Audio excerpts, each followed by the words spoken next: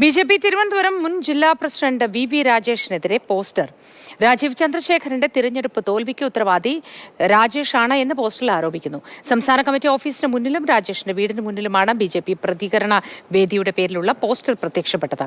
സംഭവത്തിൽ പ്രതികരിക്കാനില്ല എന്ന് വി രാജേഷ് പറഞ്ഞു.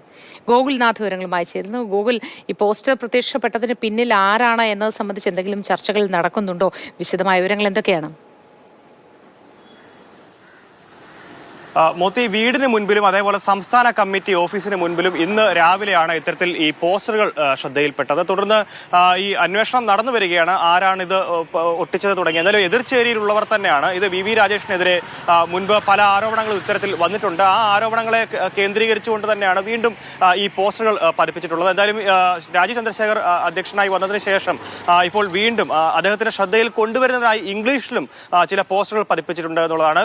ഈ ഇ.ഡി. റബ്ബർ സ്റ്റാമ്പ് അല്ല എന്നുണ്ടെങ്കിൽ വി രാജേഷിന്റെ അനധികൃത സ്വത്ത് സമ്പാദനം നടന്നിട്ടുണ്ട്. കഴിഞ്ഞ 15 വർഷമായി ഇത്തരത്തിൽ നടത്തിയിട്ടുള്ള സ്വത്ത് സമ്പാദനം അത് അന്വേഷിക്കണം. അതേപോലെ തന്നെ കോൺഗ്രസിന്റെ കയ്യിൽ നിന്ന് പണം വാങ്ങിയിട്ടുണ്ട്. തിരഞ്ഞെടുപ്പുകളിൽ ചില അട്ടിമറികൾ നടന്നിട്ടുണ്ട്. അങ്ങനെ വി രാജേഷിനെതിരെ പല ആരോപണങ്ങളും ഈ പോസ്റ്ററിൽ ഉണ്ടെന്നുള്ളതാണ്. എന്തായാലും ഈ ബി.ജെ.പി. പ്രതികരണ വേദിയുടെ പേരിലാണ് ഇപ്പോൾ ഈ പോസ്റ്റർ പലയിടത്തായി പ്രത്യക്ഷപ്പെട്ടിട്ടുള്ളത്. ബി.ജെ.പി.